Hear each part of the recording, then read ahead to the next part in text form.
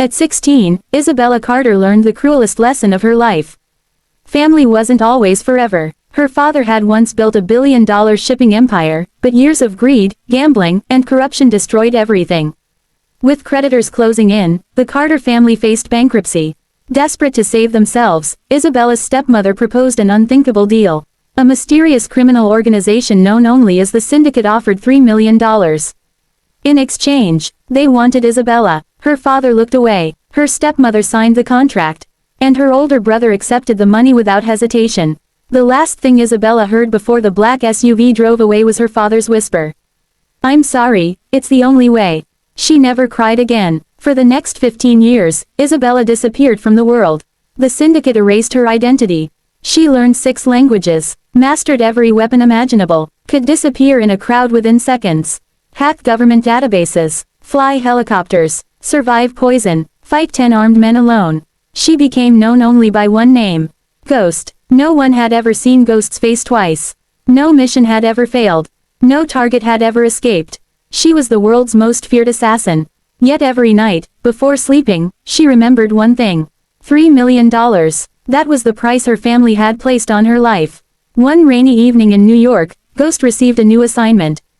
A photo appeared on the encrypted tablet. Target: Ethan Blackwood. Age: 35. CEO of Blackwood Technologies. Self-made billionaire. Mission: eliminate within 72 hours. Payment: $50 million. Ghost studied his picture. Sharp blue eyes. Calm smile. Nothing unusual. Just another target. Or so she thought. Disguised as an event coordinator, Isabella entered Blackwood Tower during a charity gala. She expected arrogant executives. Instead, she watched Ethan kneel beside a little girl in a wheelchair. "What would you like for Christmas?" he asked gently. The child smiled. "I want to walk." Ethan nodded without hesitation. "Then we'll fund every surgery you need." No cameras were nearby. No reporters. No publicity. He simply cared. Ghost frowned. Good men weren't supposed to exist in her world. That night she broke into Ethan's penthouse. The security system was impressive. She disabled it in under 2 minutes.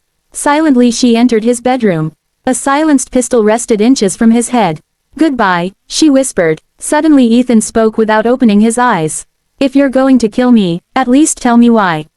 She froze. No one had ever sensed her presence. His eyes slowly opened. He looked directly at her. "Not afraid. Curious. You've been following me for 3 days," he said calmly. "I was wondering when you'd finally come inside." Ghost had never missed an opportunity. Yet, she couldn't pull the trigger. Something about him felt different. She vanished into the darkness. The Syndicate wasn't pleased. "Why is the target alive?" the leader demanded. "I need more time. You have 24 hours. Failure meant death, even for Ghost. The next morning Ethan surprised everyone. He announced a press conference. "I know someone is trying to kill me," he told reporters.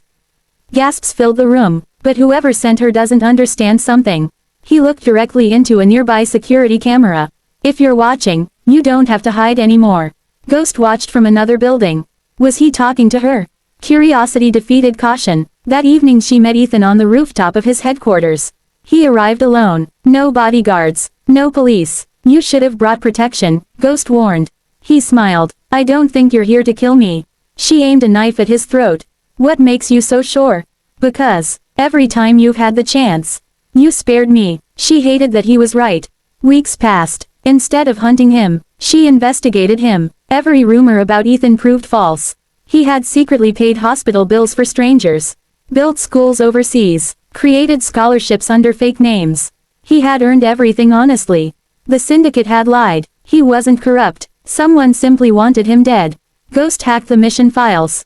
The truth shocked her. The assassination order hadn't come from rivals. It came from the Carter family, her own family. Her father had become business partners with Ethan years earlier. After stealing millions from Blackwood Technologies, they feared Ethan would expose them. Removing him was cheaper than facing prison. Isabella laughed bitterly. Even after 15 years, her family was still destroying innocent lives. She warned Ethan, "They're coming tonight." "Who?" "My family." At midnight armed mercenaries surrounded Blackwood Manor. Gunfire shattered windows. Explosions echoed across the estate. Ghost became a living storm. She moved faster than bullets. 3 attackers fell. 5 more surrendered. The rest fled in panic. Ethan watched in disbelief. He had never seen anyone fight like that. Within minutes, silence returned. The police arrested every surviving mercenary. Among them, Isabella's father. Their eyes met for the first time in 15 years. He barely recognized her. "Who are you?" She stepped closer. "The daughter you sold." His face turned white. You thought I died." Tears streamed down his face. "I'm sorry." She looked at him without emotion. "I stopped needing your apology 15 years ago." As officers led him away, he whispered. "We were desperate." She answered quietly. "No, you were greedy." The syndicate now wanted Ghost dead for betrayal. Hundreds of assassins hunted her across Europe. For months Ethan refused to leave her side. They fought together, ran together, survived together, somewhere between danger and midnight conversations. Walls around Isabella's heart began to crack. One evening beside a quiet lake in Switzerland, Ethan asked softly. "Do you know what your real name means?" She shook her head. "Isabella means devoted to God." She smiled sadly. "I don't think God remembers me." Ethan gently took her hand. "I think he never forgot you. For the first time since childhood." She cried. The final battle came inside an abandoned castle. The syndicate's leader waited with dozens of elite assassins. "You belong to us," he said. "I belong to you because I was a child." Ghost drew her twin blades. "Not anymore." The fight lasted nearly an hour. Steel clashed. Bullets flew. Fire spread through the ancient halls. At the end, only Ghost remained standing. The syndicate was finished forever. Months later, Isabella stood beside Ethan on the balcony of their new home overlooking the ocean. No weapons, no disguises, no fake names, only peace. She had spent 15 years believing she was worth exactly $3 million. Ethan kissed her forehead. "You know what I see." "What?" "A woman no amount of money could ever buy." She smiled. For the first time in her life, she believed him. Sometimes the people who betray us don't decide our worth. They only reveal their own. And sometimes, after surviving the darkest chapters, life still finds a way to write a beautiful ending. Because the greatest revenge isn't becoming feared. It's becoming free. And finally, learning how to love.